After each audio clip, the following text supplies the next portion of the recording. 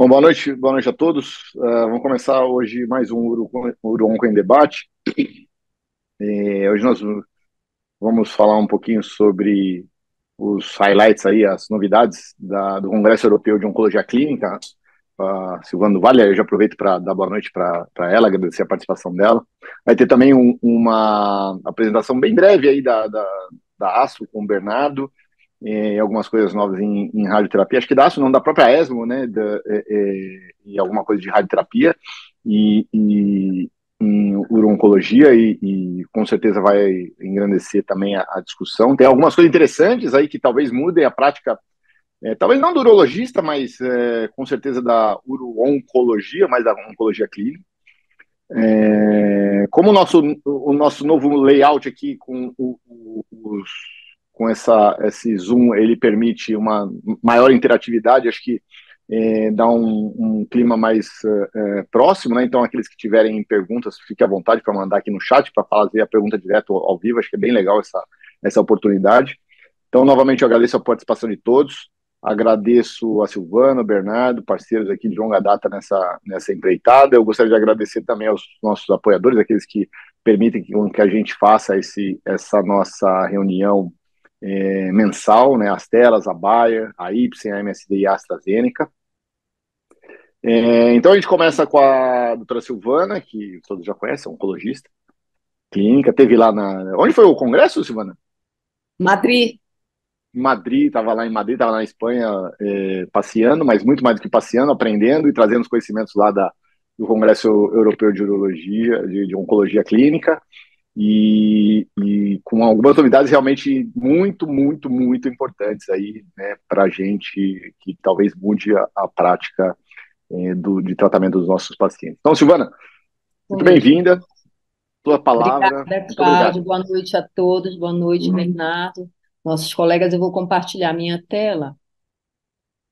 Entrou em modo apresentação para vocês? Entrou sim, tá ótimo. Bom, então, muito boa noite a todos. Agradeço pela presença. Obrigado, Cláudio, aí pela apresentação.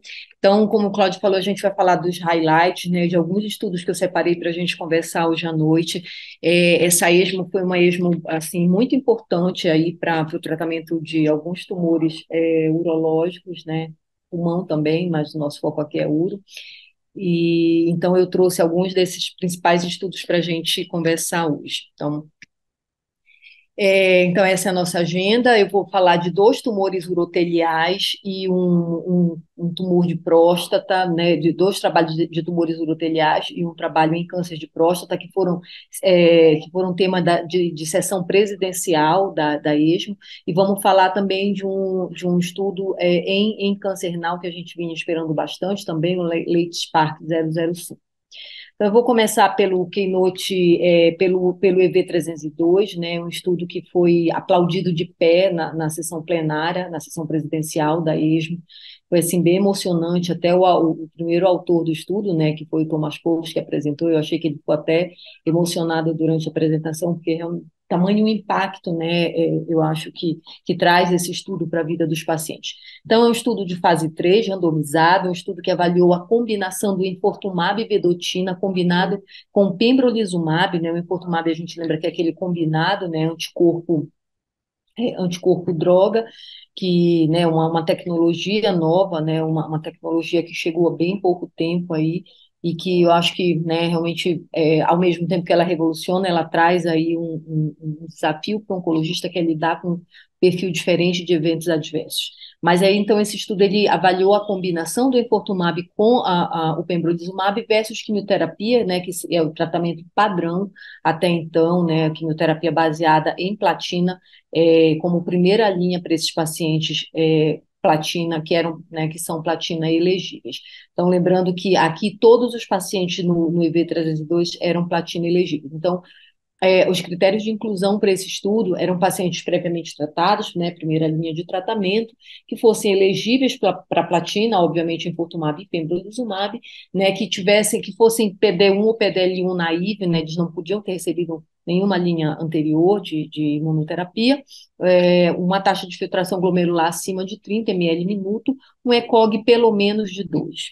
Então, esses pacientes eram randomizados para receberem o pembrolizumab com o enfortumab, né?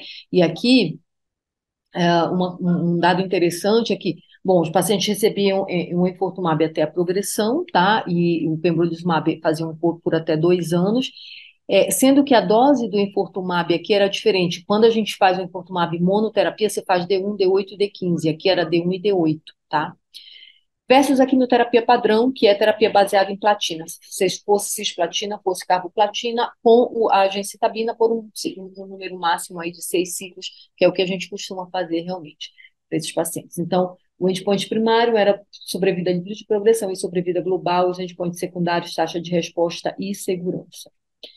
Bom, aqui algumas das características desses pacientes, tá? Eu coloquei só para a gente frisar que tinha tanto trato urotelial alto quanto trato urotelial baixo, obviamente que muito mais, né, trato urotelial baixo, mas a gente também tinha aí os pacientes com trato urotelial mais alto. 50% desses pacientes, praticamente um pouco mais de 50%, eram cisplatina elegíveis, tá, gente? Só para, eu estou bom, a gente tem o outro estudo, né, o EV 103, que era para cisplatina inelegível, mas esses pacientes todos eram cisplatina elegíveis. Então, a gente entende aí, com isso, né, a magnitude, né, a importância desse estudo para a população. Então, a maioria aqui não era nada diferente do que a gente vê nos outros estudos, então, a maioria dos pacientes acabavam tendo metástases viscerais, né, 70%, seguido de metástase hepática, enfim, metástases ósseas e pulmonares. E a gente tinha aí uma expressão né, um CPS alto acima de 10 em 58% dos pacientes e um CPS baixo inferior a 10 em 42% dos pacientes. A gente vai ver mais para frente que isso não teve nenhuma influência nos resultados.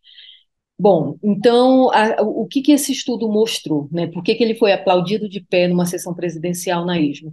Porque houve uma redução do risco aí de progressão, tá? Da ordem de 55%, uma redução do risco de morte, com hazard ratio de 0,45, isso foi, né, extremamente significativo. E vejam que todos os subgrupos, aqui os pacientes que receberam o enfortumab com pembrolizumab, todos os subgrupos se beneficiaram, assim, estão bem distante realmente da unidade. Então, realmente parece um estudo, uma combinação muito favorável aí para esses pacientes em primeira linha de tratamento. Em relação à sobrevida global, eu acho que foi exatamente aqui que, assim, as pessoas ficaram muito impactadas. Vejam o hazard ratio de 0,47, né? Assim, é muito impressionante, realmente. Na verdade, a gente não é que a gente não vê isso em urologia, a gente não vê isso em oncologia, né, gente? Um hazard ratio de 0,47, ou seja, né, uma redução aí do risco de morrer de 53% quando a gente usa essa combinação aí em primeira linha, né? Se a gente lembrar, fazendo uma comparação, né, esdrúxula, né, o hazard ratio para os novos agentes hormonais que revolucionaram, né, o tratamento do câncer de próstata, cenário sensível à castração, era na ordem de 0,7, 0,75. Então, que a gente tem um hazard ratio de 0,47, é muito, muito, muito importante, né? E aqui, tanto os pacientes que eram cisplatina elegíveis como os cisplatina inelegíveis, ou seja, aqueles que receberam a carboplatina e não a cisplatina, todos eles se beneficiaram da combinação do enfortumab com o pembrolizumab. Tá? E aqui, quando eu digo, né, que o PD-1, a gente já vem falando, né, que talvez esse não seja o marcador ideal para a maioria dos tumores, para a maioria dos casos, talvez em uns, a gente não sabe ainda exatamente em quais, mas aqui nesse estudo a gente vê que não teve diferença, né? Tanto o CPS inferior a 10 quanto o CPS superior a 10 tiveram o benefício, né, assim, curvas bem separadas em relação à quimioterapia. E aqui o forest plot para a sobrevida global, da mesma forma que para a sobrevida livre de recorrência, né, foi assim bem importante, beneficiou praticamente todos os subgrupos. Em sobrevida global a gente viu a mesma coisa. Vejam a taxa de resposta, né, 67% versus 44%. favorecendo aí os pacientes que usam a combinação do enfortumab com o pembrolizumab, né? Uma taxa aí de resposta completa de 29%, é muito impressionante isso, né, realmente. Resposta parcial 38%, doença estável 18%. Então, realmente, são números que, quando a gente olha o que a gente tem hoje, realmente eles impressionam, né? Em relação aos eventos adversos, eu acho que aqui essa pergunta deve vir, e eu já vou antecipar a resposta, né? Porque, assim, então, como que vai ficar, né, o tratamento agora do câncer de bexiga em primeira linha, né? Será que todos os pacientes vão receber essa combinação de pembrolizumab com enfortumab, né? A gente sabe que, como eu disse no início, a gente está lidando aqui com, né, com evento adverso diferente, que a gente tem muito rasco cutâneo, neuropatia periférica, a gente não vinha lidando com isso no dia a dia, né, gente? Então, talvez para aqueles pacientes que já tragam, né, que já têm uma neuropatia mais grave, talvez a gente vá repensar, vejam, aqui neuropatia, quando a gente, né, olha para isso aqui, 50%, né, dos pacientes vão ter aí neuropatia, sendo que desses, da ordem aqui, ó, de 3% vão ter neuropatia grave, grau 3, né? Então, se você tem, de repente, um paciente diabético grave com neuropatia mais grave, eu acho que, né, vale a pena repensar se de fato esse é o melhor esquema para ele, ou então se você já tem um paciente que tem uma, né, que já padece de lesão cutânea aí, né, por alguma outra doença, e a gente não quer expor ele ao rash dessa combinação, né, talvez esse não seja o paciente ideal, mas assim, poucos, tá? Eu acho que, assim, via de regra, a impressão que dá é que isso aqui logo, logo vai ser aprovado pelas agências regulatórias, tá, gente? E que daqui a pouco a gente já vai estar usando na prática. Hoje, eu recebi a notícia que exatamente hoje a Anvisa aprovou aqui no Brasil, né? O EV103, né? Se vocês lembrarem, aquela coorte A e a coorte K, né? Que usa o enfortumab com pembrolizumab para os pacientes que são cisplatina inelegíveis, baseado num estudo de fase 2. Então, imaginem um estudo de fase 3 com todos esses resultados. A minha impressão é de que logo isso aqui vai estar aprovado pelas agências regulatórias. Então, como eu disse, né, o que mais preocupa aqui são as reações dermatológicas, né, neuropatia periférica, né, e evento sensorial. Acho que é o que mais pega, né, para a gente manejar aí desses pacientes. Mas via de regra, tá? Já tenho alguma experiência com infliximab. Via de regra, eu tenho paciente idoso que não tem absolutamente nada, que, né, consegue tomar a droga sem nenhum problema. Em relação, né, ao pembrolizumab, eu não trouxe aqui, mas não houve nada muito diferente em relação àqueles efeitos adversos que a gente já conhece da classe né, da imunoterapia. Então, esse estudo ele foi o primeiro estudo que ultrapassou, né, os benefícios aí que a platina trazia, né, para esses pacientes em primeira linha, fossem sobrevida global, fossem sobrevida livre de progressão, né? Então, assim, uma taxa, uma sobrevida livre de progressão aí com hazard ratio de 0,45 e para, né, para sobrevida de 0,47, isso aqui é muito, muito impactante, né? Então, assim, praticamente esse estudo ele dobrou as taxas que a gente via, né, com os outros estudos, então, e beneficiou a todos os outros subgrupos, e aqui a gente, né, sempre dá uma risadinha quando os speakers no final da apresentação falam isso aqui é o novo standard of care, mas eu acho que isso aqui, né, de fato, não tem como não dizer que vai ser o novo standard of care no tratamento do carcinoma urotelial de primeira linha. Bom, e na mesma sessão presidencial, né, logo na sequência foi apresentado o Checkmate 901, né, e aqui a avaliação era do nivolumab com gencitabina e cisplatina versus somente a quimioterapia, sem imunoterapia, também em primeira linha e também para pacientes que eram elegíveis à platina, tá? Também um estudo de fase 3, né? Então, só para a gente retomar, a platina hoje, né, tratamento baseado em platina, para aqueles pacientes que são elegíveis a receberem platina, era o tratamento estándar, né, para qualquer paciente de carcinoma urotelial em primeira linha. E aqui o objetivo era avaliar se o incremento, né, a adição da imunoterapia traria mais benefício do que só a quimioterapia. Lembrando que a gente já tinha, né, no passado, alguns estudos negativos quando combinavam a imunoterapia logo de cara para esses pacientes. E a gente tinha, né, o estudo Javelin, que era o estudo de manutenção, ou seja, os pacientes recebiam a terapia baseada em platina e seguiam com manutenção. Era um estudo positivo e era o que a gente vinha usando. Bom, e aí o 901, então, mostrou, né, como eu disse, tem esse desenho aí, né, de nivolumab, gemcitabina e cisplatina versus somente a quimioterapia, né? Então, aqui os pacientes faziam a quimioterapia por até 6 ciclos, e aí o braço seguia, né, com nivolumab de manutenção, e o braço controle, então, interrompia o tratamento.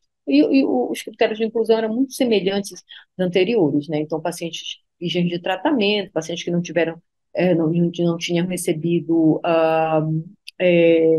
né, que não tinham recebido imunoterapia prévia, e pacientes que eram elegíveis aí à cisplatina. Então, assim, aqui é o gráfico de sobrevida global, né? Claramente, a adição do nivolumab trouxe um benefício aí em sobrevida global, vejam, em 24 meses, 46 versus 40%, sobrevida de progressão em 2 anos, 23 versus 9%, né? Então, aí, sem dúvida nenhuma, o nivolumab nesse estudo, ele trouxe esse benefício, né, até maior, em sobrevida livre de progressão, né? E aqui, né, as taxas de resposta, então, 57 versus 43, né, com uma taxa de resposta completa aí da ordem, né, de 21%, né? E isso, né, gente, tudo que eu estou falando foi estatisticamente significativo. Duração de resposta também foi maior aí para os subgrupos, né, para o subgrupo que recebeu a imunoterapia junto, então, em 2 anos, de 35 versus 12%.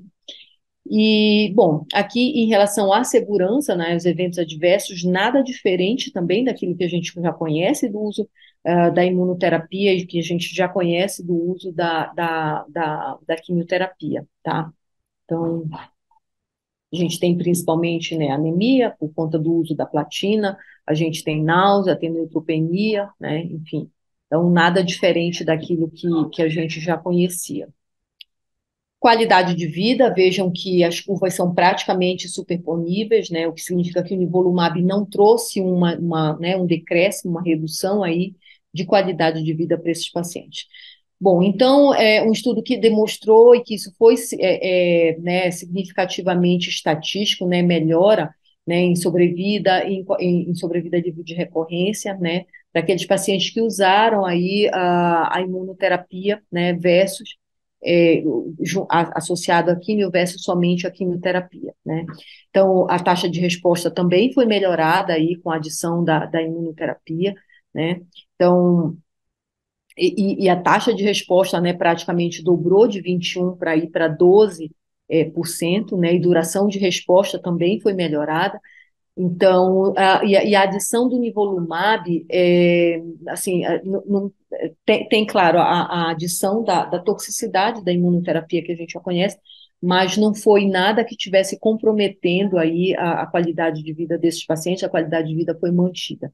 Então, aqui a gente também pode dizer que esse estudo, ele, né, embora, assim, quando a gente, né, faz uma comparação do 901 com, por exemplo, o Javelin, a gente não vê uma diferença gritante, tá?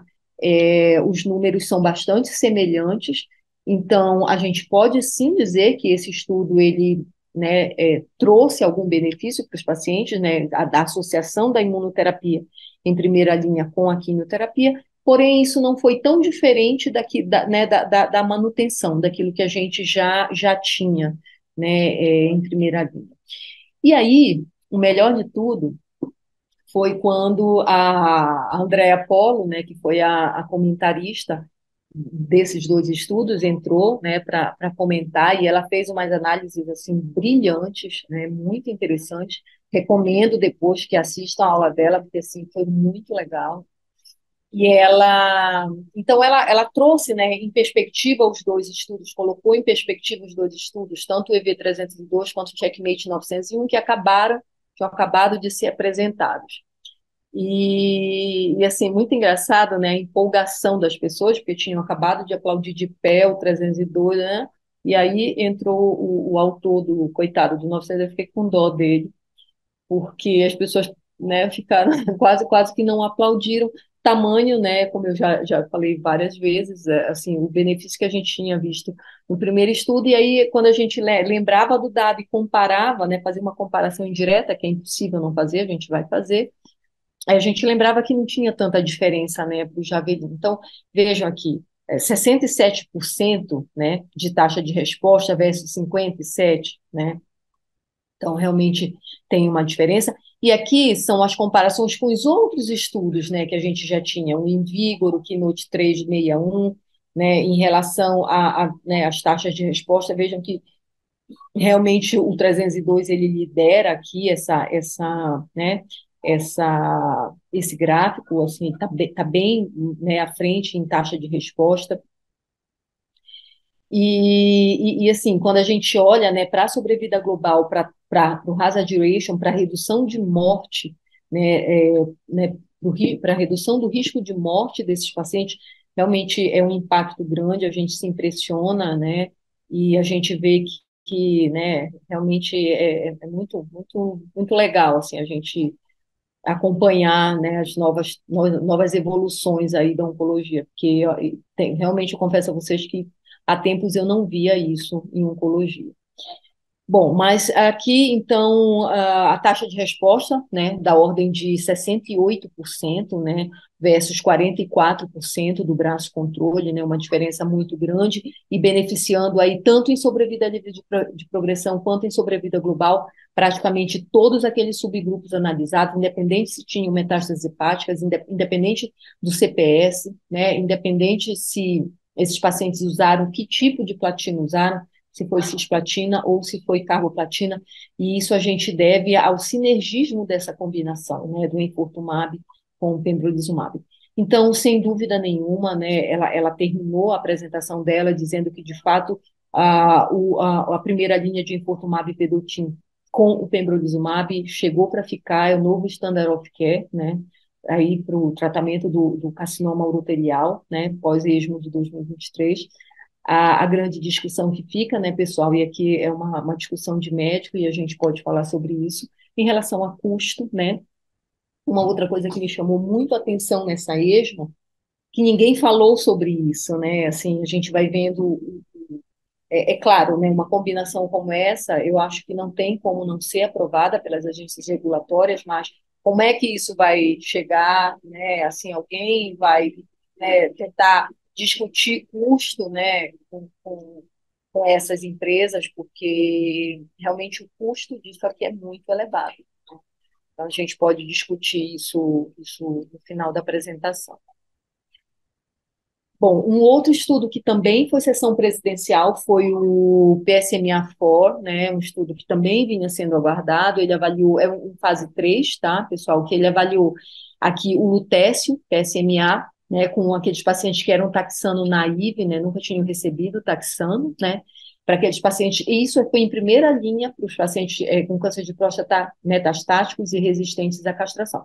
Então, isso aqui só para a gente lembrar, né, o lutécio ele se acopla ao PSMA, né, e aí eles e né, essa partícula aí, lutécio com PSMA se acopla no receptor da superfície da célula, são incorporados por endocitose e aí eles vão lesar o DNA da célula.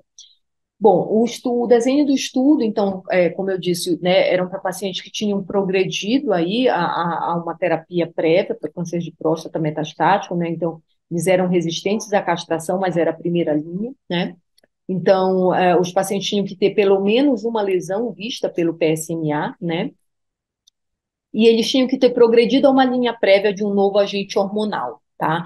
E eles, né, precisavam ser candidatos normalmente a um novo agente hormonal. Eles eram taxano naive, nunca tinham recebido taxano, né, previamente, ou então era permitido se eles tivessem feito neoadjuvância com taxano, né, isso, vamos combinar que isso é raríssimo, né, e que isso tivesse mais de 12 meses, aí tivesse passado mais de 12 meses. E que não fossem candidatos a inibidor de PARP, né, performance de 0 até 1.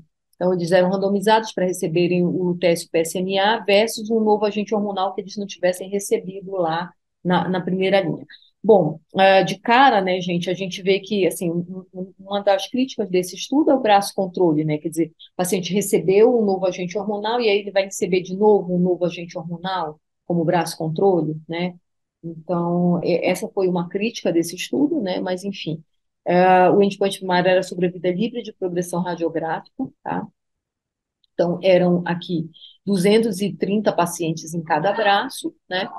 E o que eles receberam previamente foi a biraterona, a enzalutamida ou outro, pudesse ter sido talvez a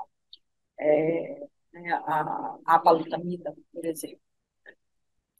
Bom, então aqui a sobrevida livre de progressão radiográfica, que era o endpoint primário do estudo, né, foi claramente positivo, favorecendo os pacientes que usaram o teste PSMA, né, versus os pacientes que usaram aí reexposição a um novo agente hormonal. Então aqui a gente vê, né, que praticamente também boa parte dos subgrupos se beneficiaram, né, exceto aqueles pacientes que tinham um Gleason inferior a 6, né, ou aqueles pacientes que recorreram após radioterapia, mas, via de regra, também o tratamento com o teste beneficiou aí a maioria dos subgrupos, né, e aqui a gente vê a taxa de resposta radiográfica, né, então, 21% aí, né, de resposta completa, 29% de resposta parcial, isso também foi discutido. Via de regra, 50% né, de taxa de resposta versus 14% aí para os pacientes que recebiam um novo agente hormonal. Com um detalhe, tá, gente, é que quando esses pacientes progrediam, eles faziam um crossover, tá? Então, eu acho que isso tornou o estudo, vamos dizer assim, talvez não do ponto de vista ético, né, sem grandes questões éticas, mas minha opinião é que o braço controle aqui tinha que ter sido taxano, né, porque a gente mudar até um pouco o mecanismo de ação aí do tratamento. Bom, aqui vejam a taxa de resposta de PSA, 57% versus 20%, né, bastante impacto, né, qualidade de vida, né, então também os pacientes que receberam no teste parece que performaram melhor em qualidade de vida, tá? Em relação à sobrevida, a gente ainda não teve, né, diferença, né? Os autores no final disseram que o tratamento ainda precisa amadurecer para a gente talvez enxergar isso melhor. Enfim, aqui em relação aos eventos, né, segurança do estudo, né, assim, grau 3, 4, 33%, em relação aos novos agentes hormonais, 44%, em torno de 20% de efeito adverso sério aí para cada braço, né, então nada muito diferente daquilo que a gente já conhece aí, né, dos inibidores, dos novos agentes hormonais. Então, de uma maneira geral, é um estudo positivo, né, que traz aí um benefício em sobrevida livre de progressão radiográfica, né, para a maioria dos pacientes que foram vistos, né, dos subgrupos, né. Então, e ele performou bem tanto em taxa de resposta de PSA, taxa de resposta objetiva, tempo para novos eventos esqueléticos, tempo para deterioração de qualidade de vida, né. Então, e os pacientes fizeram crossover na progressão. É um tratamento bem tolerado, né? O teste, a gente, né, já tem alguma experiência, os pacientes costumam ir muito bem, tem alguma toxicidade hematológica, mas via de regra vai muito bem. Eu acho que é um tratamento que vai chegar também para um cenário mais precoce no tratamento do câncer de próstata, né? Eu acho que vai se reposicionar aí no contínuo do tratamento. Eu acho que é a única crítica aqui que eu faria em relação ao braço controle do estudo. Bom, o LightSpark 005 foi um estudo que avaliou o besutifan, né, versus everolimus em pacientes pré-tratados, né, com câncer renal de células claras, e aqui foi um estudo de fase 3, tá, gente? O besutifan, ele é uma droga nova, um mecanismo de ação novo que está chegando aí, né, para a nossa prática clínica, é um inibidor de RAIF2, né, então a gente, né, pode ver isso numa outra aula, mas um mecanismo de ação diferente aí das coisas que a gente já tem, né? Então, aqui a gente vê que praticamente mais de 700 pacientes, né, participaram da análise desse estudo, e a grande maioria de risco intermediário, né, como na maioria dos estudos de câncer renal, né, e os pacientes podiam ter feito uma linha de tratamento, 12%, a maioria fez 2 até 3 linhas de tratamento prévia, né. Então, o estudo mostrou aí um ganho de sobrevida livre de progressão, favorecendo os pacientes que usaram bezutifan, né, 24 versus 8%, tá? Uma taxa de resposta de 27 versus 3%, né? Favorecendo aí os pacientes que usaram bezutifan versus everolimus. Duração de resposta também foi melhorada com o bezutifan em relação ao everolimus, tá? E, assim, em relação à segurança, né, eventos adversos também foi melhor os pacientes que usaram o bezutifan versus o everolimus. A gente conhece um pouco o everolimus, sabe que é uma droga muito tóxica, né? Então, não é muito difícil bater o everolimus nisso. Então, eu acho que esse estudo ele estabelece aí, né, a inibição do RAIF2A como um novo mecanismo terapêutico aí de ação para o tratamento dos pacientes com tumor de células renais, né? Essa droga ela foi aprovada lá atrás para aqueles pacientes que têm alteração do vorripolidal, né, do gene do VHS, então, que é um gene que está extremamente envolvido nesse mecanismo aqui do RAIF2A. Então, quando essa droga foi precificada lá atrás, ela foi precificada para tratamento de uma doença rara, né? Então, eu acho que isso explica aí o valor astronômico, né, que chegou essa droga, né, no mercado.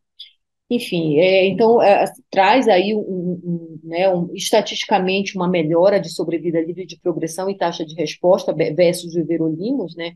25% na redução, né, do risco de progressão ou de morte com bezutifan versus everolimus. Entretanto, a gente não viu ainda diferença em sobrevida global nesse estudo, né? É uma droga, de qualquer forma, bem tolerada, né? Que traz aí, que melhora a qualidade de vida, parece, desses pacientes, né? Então, eu acho que, né, enfim, é mais uma opção, né, de tratamento para esses pacientes. Lembrando que a gente vai ter aí, eu acho que mais uma vez, um novo desafio em relação a, né, eu acho que a classe médica, não sei o que vocês acham, a gente pode discutir, muito obrigada, eram esses estudos, mas eu acho que a gente pode discutir, não sei qual é a opinião de vocês, em relação ao preço, né, desses remédios e o quanto está ficando mais caro, né, tratar todos esses pacientes e o quanto isso nos preocupa, né, nós, enquanto classe médica, eu acho que a gente, né, enfim, vai ter que, em algum momento, eu acho que a gente vai precisar se posicionar também. Para vocês terem uma ideia, uma caixa do Bezutifan está custando mais de R$ 100.000. Então, realmente, eu acho que, embora, né, seja um estudo de fase 3, um estudo que trouxe todos esses benefícios, eu não sei se isso vai ficar, talvez, reservado para aqueles pacientes que têm alteração no vorripolidal, porque realmente é muito caro, né, assim, e a gente precisa, né, acho que em algum momento a gente vai precisar parar para pensar um pouco no custo, né, de todos esses tratamentos, de todas essas drogas. Obrigada. Bom, maravilha, Suzano. Traduções, Parabéns né? pela apresentação. É, Bom, vamos lá. Alguém tem alguma pergunta para fazer? Algum comentário? Quer falar, Bernardo? Fala aí. Pode falar, pode, enfim. Não, eu falei que é a droga dos sonhos, né? Porque para von Hippel, para quem não está tão acostumado, é uma doença que ele estabiliza a doença, ela não cresce mais, o paciente continua tomando quase que eternamente a um custo astronômico, né?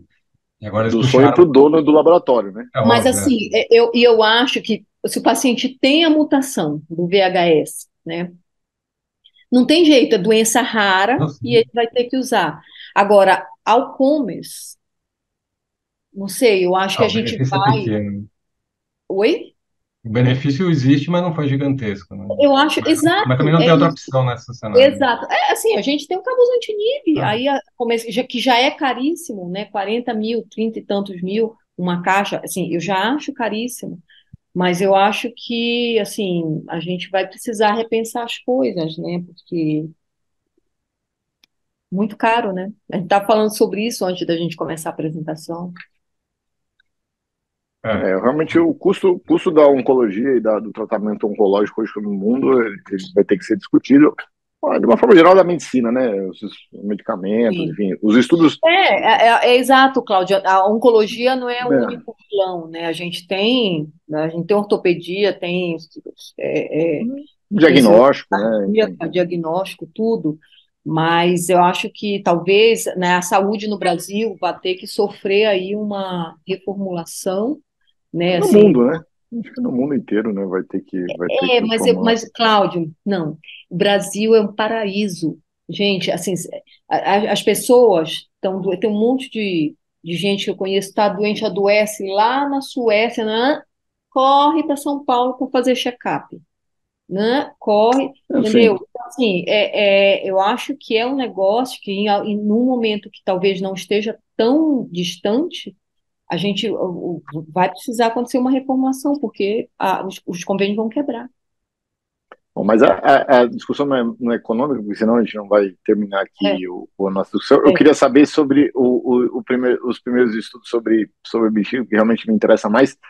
Ah, obviamente, eu sempre fui um fã você sabe, todo mundo sabe, enfim, eu já falei 1 milhão de vezes a cisplatina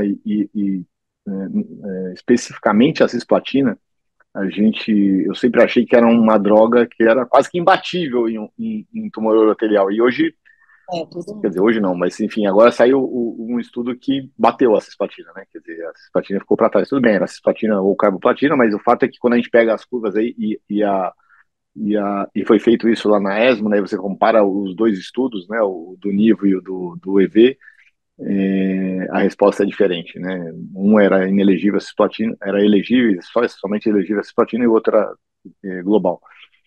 Ah, bom, foi pouco provável de não virar o novo gold standard, né, Silvana? Acho que isso não tem Eu acho muito que assim, como Cláudia, com não. esses números não tem como, né? E assim, e hoje foi aprovado no Brasil para platina inelegível, a essa combinação O EV. baseada em estudo de fase 2, né? Baseado no EV-103. Você imagina com o estudo de fase 3, com todos esses dados, é impossível, não tem como não aprovar. Eu acho que em breve a gente vai ter isso aprovado.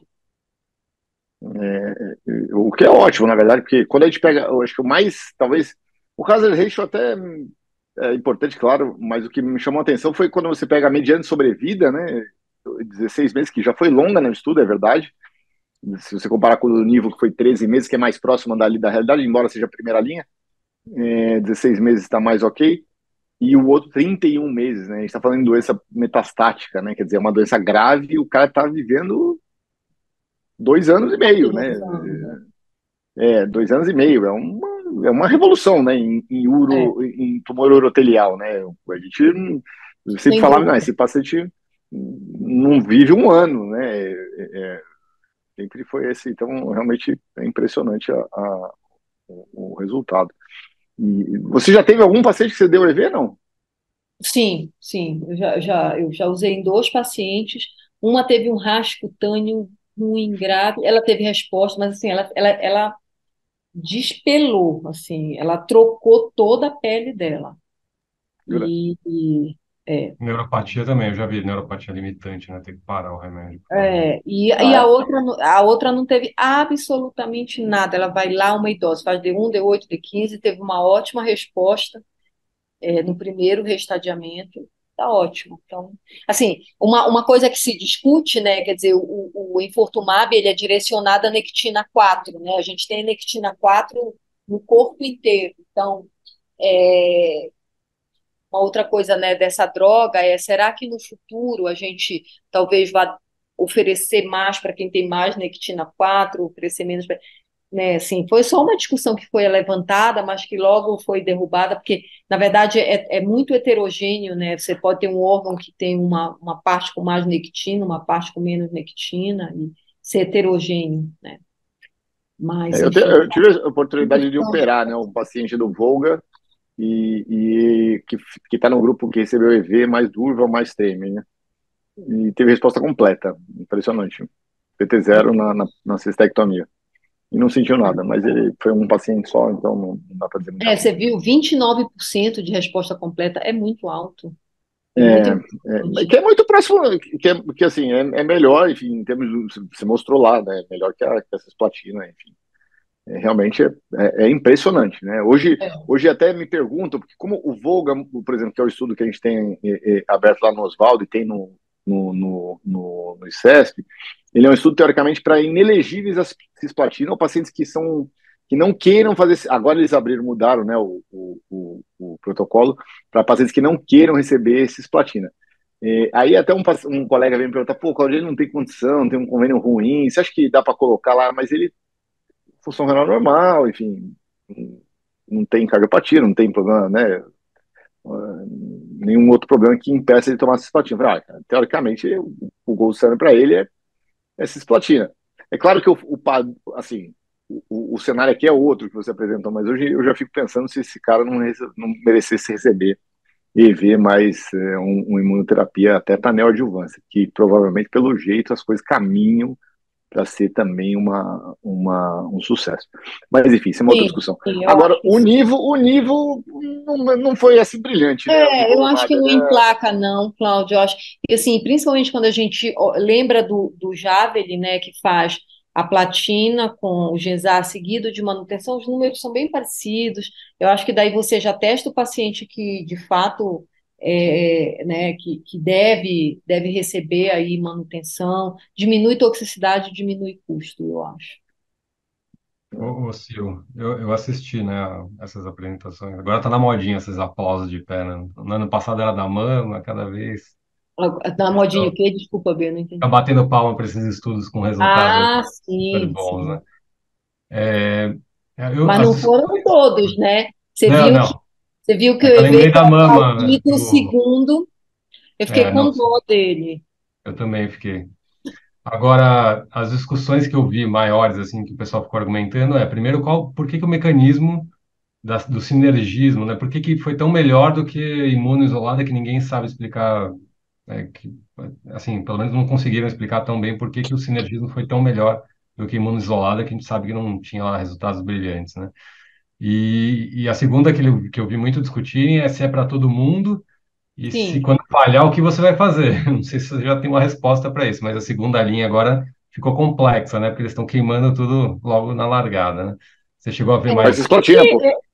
Acho que, gente, não tem. Se o paciente já usou imunoterapia, já usou Infortumab em primeira linha, segunda linha vai ser químio, vai ser platina, né? Provavelmente. Cisplatina, agora a segunda linha é cisplatina. É, eu acho que vai ser isso, né? Acho que sim. Mas, assim, a questão é que antes você juntava a primeira linha, mais segunda linha, mais terceira linha, e isso hoje é igual ao EV302, né? É. Então, acho que isso mudou. E a questão do custo, né? Mas isso a gente já conversou aqui, mas todo mundo ficou realmente chocado aí com essas discussões de custo que vão ser complexas, né? Isso vai ser complexo, mas eu acho que, sei lá, acho que talvez o futuro vai ser estabelecer regras, né? Assim, a gente se vai para outros países, né, na Europa e assim tem regras muito bem estabelecidas. A grande questão é, né, em outros países é igual para todo mundo, né? Aqui o fulano vai receber 3 linhas, o ciclano vai receber só 2 e assim por diante. Então tem essa coisa, né, no Brasil. O Lutécio cada vez mais precoce, não muda muita coisa, acho que só confirma que tem uma ação no caso de próstata, esse particularmente não tem uma surpresa, acho que É.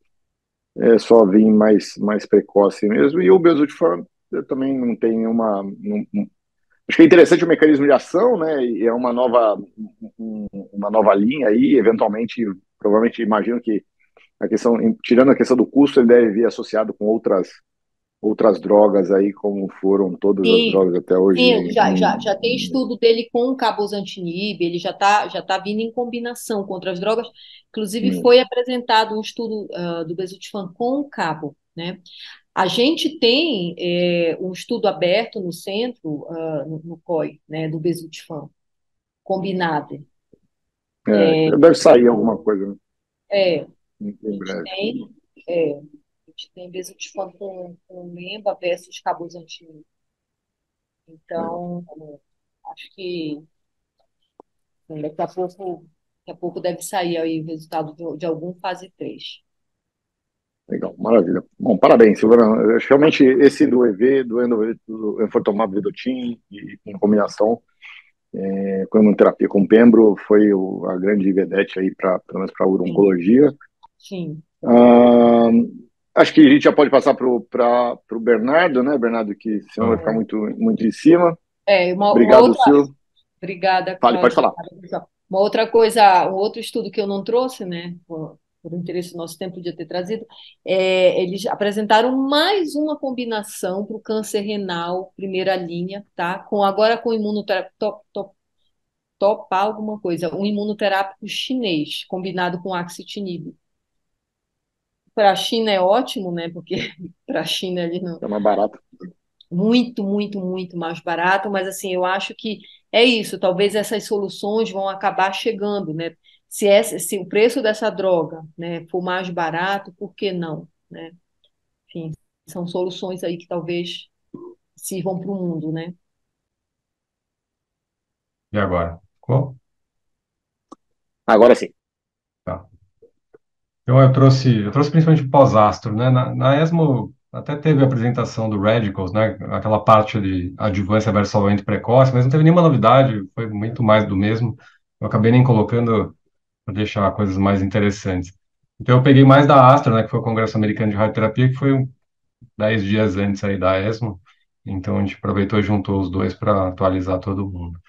Eu coloquei alguns estudos, mas o principal é o estudo que foi plenária, que é o PACE-B, né, que a gente conhece e já discutiu aqui algumas vezes. O resto é só pequenas atualizações, vou mostrar bem pontualmente. E tem um estudo de rim que é interessante, mas é um estudo de fase 2.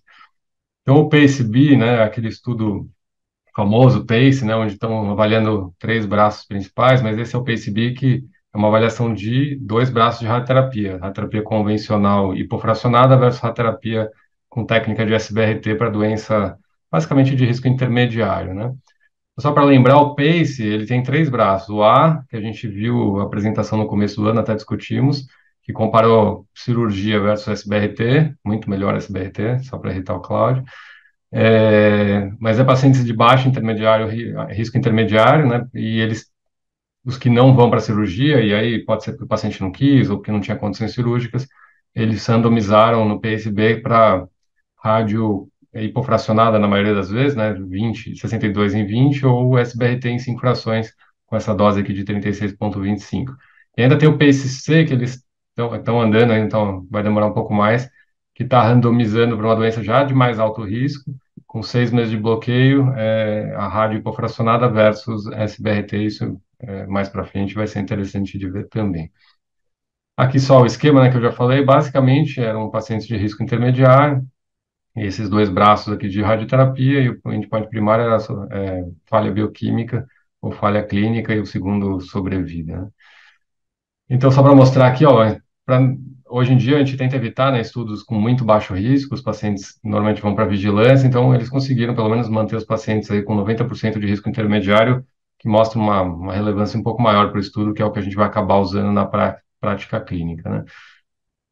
O desfecho primário era um estudo de não inferioridade, então ele foi atingido, você vê que as curvas em 5 anos se sobrepõem. Aqui acho que esses números é interessante para a gente começar sempre a pensar em estudos mais modernos, o que que a gente vai oferecer para o paciente, o que que ele vai ter de benefício em 5 anos. Então, em 5 anos, 95% dos pacientes estavam livres de recorrência bioquímica, independente da técnica utilizada. Como era não inferioridade, o braço de SBRT se mostrou não inferior nessa situação. E também outra coisa que é interessante, que eu peguei de alguns estudos, essa parte de toxicidade, que é algo comum que a gente discute na rotina do ambulatório, né? O paciente quer saber, daqui 5, 10, 15 anos, quais são as toxicidades que eu tenho, qual a gravidade. E esse estudo mostrou toxicidades muito aceitáveis, bastante baixas, né? Grau 2 ou mais nessa ordem aqui, né? De 6 a 10%. É, mas principalmente relacionados a grau 2, grau 3, já tinha sido publicado, é muito, muito baixo, então eles tiveram números bastante satisfatórios, e tem um leve incremento aqui de toxicidade geniturinária no comecinho do SBRT, mas talvez por questões técnicas nos outros estudos isso não se repetiu. Eles concluíram que, em termos de falha bioquímica ou falha clínica, o PACE-B foi não inferior, né, e comparado com o braço controle em 5 anos, eles são equivalentes, a toxicidade foi muito baixa para ambos os braços. Mostrou dados de conveniência e custo-efetividade, lógico, 5 frações versus 20 é um quarto de tratamento muito mais efetivo, e eles consideraram, e a comunidade como um todo já considera isso como um novo standard associado. A gente tem um segundo estudo que já foi publicado, né, que é o HYPO, então a gente tem 2 estudos de fase 3 hoje para justificar o SBRT de rotina para pacientes, pelo menos de risco até intermediário, isso é o mais usual, tá? Então, isso, na maioria dos serviços de ponta já é capaz de fazer. Lá no SES, por exemplo, já está no nosso protocolo também de rotina, então acho que a gente tem que se acostumando com essa nova rotina aí de 5 frações para a próstata. Eu coloquei mais algumas updates aí breves, só para a gente ver as novidades que saíram em relação a esses estudos. Aqui, esse estudo é aquele POP-RT, né? A gente já discutiu ele algumas vezes aqui. É um estudo que avaliou o uso de radioterapia pélvica versus radioterapia só na próstata para tumores de mais alto risco de doença linfonodal. Então, eles faziam aqueles cálculos de amostra linfonodal, os pacientes tinham que ter alto risco, com risco estimado aí de pelo menos 20%, então eram pacientes realmente de alto risco, para radioterapia de próstata versus próstata mais pelve.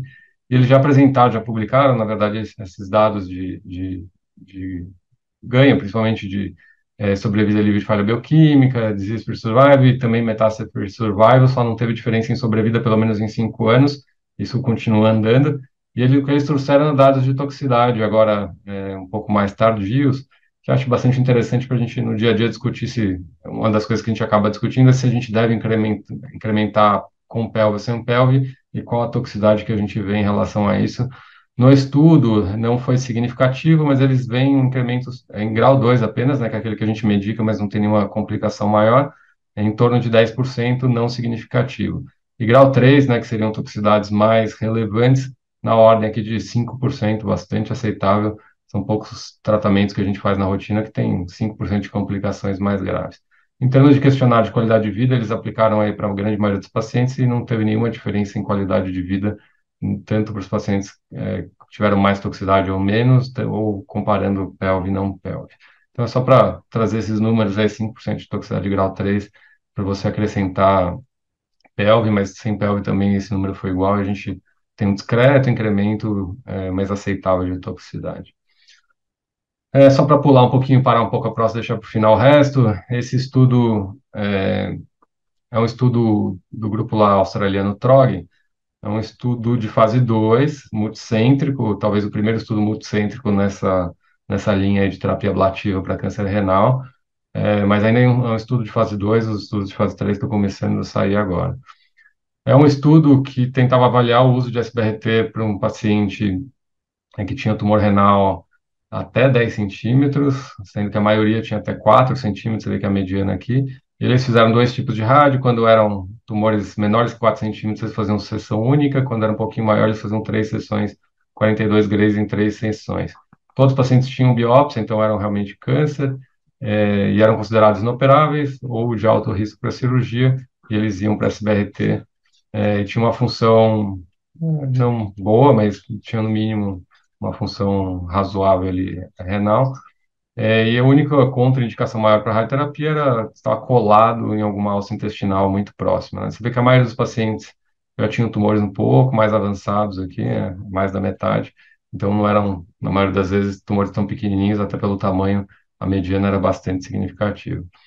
E assim, os dados são como a gente já conhece, né, dos outros estudos, são dados muito bons, o controle local é altíssimo, né, 100% com essa follow-up mediano de 43 meses, mas lembrar que tumor de rim demora para progredir, né, então Eu gostaria muito de ver dados de controle local a longo prazo, mas se a gente compara com outras séries, esse controle local é espetacular, né? E em termos perda de função, de novo, eles mostraram que esses resultados são bastante aceitáveis. Tem dados aqui de quase nenhum, foi um único paciente que foi para diálise, então é um número pequeno. A maioria dos pacientes tem, na mediana, aí, uma perda discreta de função, mas alguns pacientes até melhoram. Então, tem aqueles gráficos bastante heterogêneos e alguns pacientes melhoram a função, às vezes por obstrução, outros pioram, mas é uma piora aceitável. Talvez o Claudio pode comentar qual a média de piora da cirurgia, deve ser talvez um pouco até maior. Mas é um estudo que, né, lança essa ideia. Eles colocaram até na conclusão como que pode ser considerado um novo padrão para pacientes não cirúrgicos. Eu acho que tudo é muito precoce, mas eu acho que deve ser sempre considerado o SBRT de próstata para pacientes não cirúrgicos e discutir ablação versus SBRT. E aí depende da situação, do tamanho. Tumores maiores que 3, 4 centímetros, com certeza SBRT vai ter um desfecho melhor e menos invasivo, né? E os últimos dois são estudos que acho que todo mundo já conhece. São estudos que já foram apresentados várias vezes, são follow-ups de 15 anos desses estudos, mas que é bastante interessante para a gente ver o que, que acontece com esses pacientes ao longo do desfecho. O primeiro, esse estudo aqui é o 0415, é aquele estudo que a gente, lá no ICESP, a gente usava direto, era a nossa rotina há vários anos atrás, onde eles começaram a comparar o hipofracionamento, né, estudos de não inferioridade de hipofracionamento moderado. Então, esse é aquele que fazia 28 sessões, depois veio o chip em 20 sessões, e a gente já sabe, os resultados eram equivalentes há bastante tempo, né? Então, em termos de sobrevida livre de doença, eles são sempre equivalentes, mas esse estudo começou a mostrar uma leve diferença em falha bioquímica a longo prazo. Você vê que em 15 anos o braço hipofracionado foi um pouquinho melhor. Eu acho que esse braço ele é mais intenso do que o braço controle, porque esse esquema aqui é o esquema que mais dá dose de radiação se a gente fizer um cálculo equivalente, então talvez seja mais por causa disso. E a taxa de falha local, você vê que eu olhei lá o número, acho que eram 3 pacientes no braço de hiperfracionamento a longo prazo. Então, quando a gente discute com os pacientes com aquela história de vai falhar local, o que que eu faço depois, eu acho que falha local para uma doença de risco baixo ou intermediário é muito, muito baixo. A gente nem pode considerar muito, tá? E acho que o que é interessante de novo são os efeitos colaterais a longo prazo, tá? Então, esses são os efeitos que eles mostraram aqui 3 e 4 nessa ordem de 3, 4%. Então você vê que repetidamente em vários estudos um pouco mais modernos, a gente tem toxicidades nessa ordem de 4, 5% no máximo, de grau 3 ou 4, tá? Aqui eles incluíram zero, então zero é praticamente todo mundo, então lógico que grau 1 é mais comum e 2, mas normalmente grau 3 isso é muito, muito raro. E por último, só para ilustrar, também esse é um outro estudo famoso da RTOG, onde eles avaliavam escalonamento de dose, ou seja, entregar mais dose na próstata é melhor ou pior. E esse estudo era com esquema ainda tradicional, que fazia 70 versus 79 grays, que é mais próximo do que a gente faz hoje, tanto fracionado quanto hipofracionado.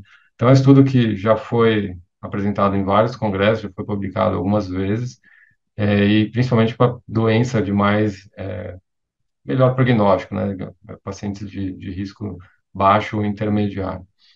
E aqui também, de novo, o que mostra, né? Todos, a gente tem, sei lá, uns 10 estudos de escalonamento de dados, todos eles mostraram que a gente tem menos falha local, tem mais controle bioquímico, mas não tem diferenças em desfechos principais como sobrevida ou sobrevida de metástase na maioria das vezes.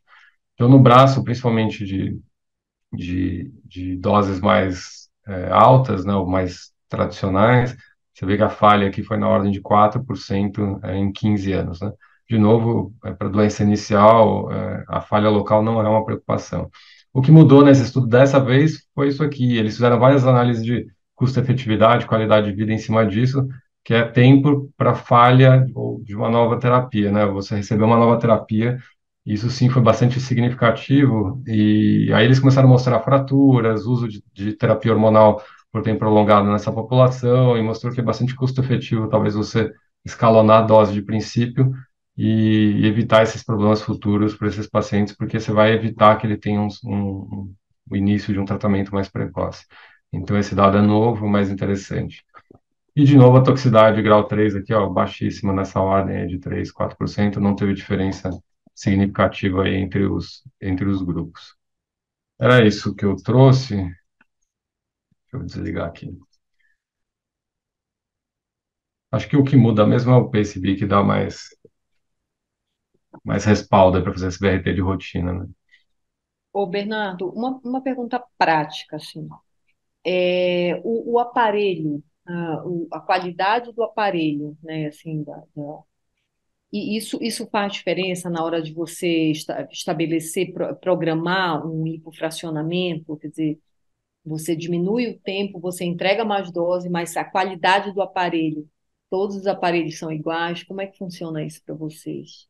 Não, muda porque esses estudos ao longo do tempo vêm evoluindo e as tecnologias eles vão puxando. Quanto mais hipofracionado, teoricamente, mais tecnologia eles vão usando.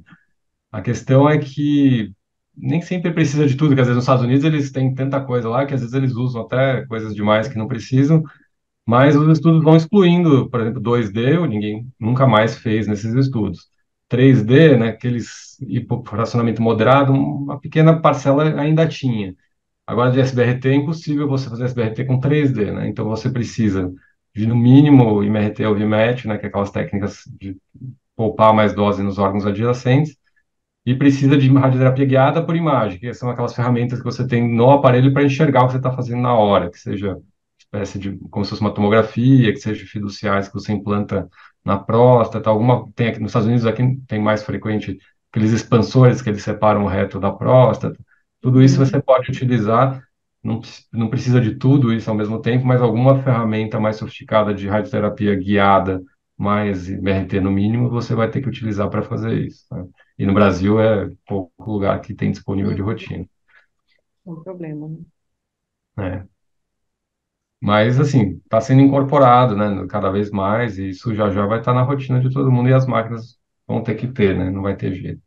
Mas é muito mais fácil de errar, muito mais fácil de dar problemas, tem que ter tudo com muito cuidado para fazer. Eu acho que essa redução de sessões, né, isso daí ajuda muito, né? Sempre foi um dos grandes limitadores ou limitantes aí para os pacientes, era uma coisa que o paciente reclamava muito. Obviamente Sim. que tem aí toda a questão de segurança enfim, dose que você entrega e qualidade do equipamento e do próprio médico, né, do radioterapeuta para fazer. E acho que com essas novas tecnologias, realmente isso favorece bastante o tratamento. Obviamente, esse estudo, não pegando a população, que eu acho que a gente devia estar discutindo era quem que a gente devia não tratar do risco intermediário. Vocês não conhecem, vocês sabem disso. Mas acho que é uma possibilidade interessante para aqueles que a gente decide tratar e que tem uma opção boa aí de um tratamento rápido e igualmente efetivo, com efeitos colaterais bastante razoáveis, né? Quer dizer, pouco efeito colateral. Ah, o estudo do rim eu achei bastante interessante pelo tamanho das lesões que foram tratadas. Acho que até 10 centímetros é um tamanho bastante grande para você colocar, né, e tratar. A queda ali de 14 ml por minuto do Cris é um pouquinho maior do que a nefrectomia parcial. Com certeza maior do que, se pegar o estudo do Juliano lá do ICESP, foi menos que isso em termos de porcentagem. Eu não lembro de cabeça o ml, mas como era quando você pegava a cirurgia aberta, por exemplo, acho que era 6, era 8, 7, 8%, né? Se pegar 8% de 100, vai dar 8 ml, então não pode ser muito maior do que isso. Então é um pouquinho maior, mas se você considerar que é um paciente que você não quer, né, diminuir, enfim, você não. Eu acho que foi bastante razoável, foi realmente Sim, são mais impressionado graves, positivamente. Mais são grave, né? pacientes que já têm a função pior, provavelmente, pacientes que têm tumores grandes também, muitos deles, então, assim, Sim, sim, sim, sim. é bem aceitável, né? Eu achei bastante interessante, assim, o resultado, né? Como você falou, é curto tempo de segmento. Você esperar um pouco mais Aqui tem para o ver. iRock lá, que já está com 5 anos, e são dados que a gente sabe que tá indo pelo Mas mesmo eles não caminho. pegaram até 10 centímetros, né? Sim, eles permitem, mas a mediana É, fica nisso. Eles têm lá a série deles acima e eu não me maior lembrava. e menor que 4. É lógico, com Eu 10 não centímetros é a lembrava. minoria, né? Mas a mediana é mais ou menos próxima a isso. Até porque as pequenininhas muitas vezes vai para ablação, né, por agulha. É, Mas é muito mas é interessante. É promissor isso aí. interessante. Vai ficar para os não operáveis, vai ficar como uma É opção. uma, é uma opção, é uma opção. Me Sim. pareceu interessante, realmente. Bom, acho que se alguém tem alguma pergunta, algum comentário, alguma coisa mais para falar, Silvana, Bernardo, alguém que está assistindo a gente, acho que a gente já passou um pouquinho aí do tempo. Então, se ninguém tiver mais nada, eu vou agradecer aqui a Silvana, Bernardo, todo mundo que ficou assistindo a gente até o final, aqueles que não puderam assistir até o final, mas que assistiram também de alguma forma. Ah, eu gostaria de, obviamente, agradecer aos nossos apoiadores, né, as telas, a Bayer, Ipsen, MSD e AstraZeneca, por ajudar a gente a estar aqui com vocês. Dizer que essa é a penúltima ainda Uru um debate do ano, nós estamos aí no mês de novembro, a última, lá no dia 28, se não me engano, de novembro. Nosso último Vulcã debate desse ano. A gente deve discutir os principais papers aí que a gente vai escolher que saíram, para a gente esmiuçar um pouquinho mais e ver o que mudou aí, o que foi publicado, o que mudou na nossa prática, ou pelo menos que orientou a nossa prática a partir de então. Então, eu agradeço a todos novamente, uma boa noite a todos. Nos vemos daqui a um mês. Boa noite, um grande abraço. Boa noite, Tchau. pessoal. Obrigada. Tchau.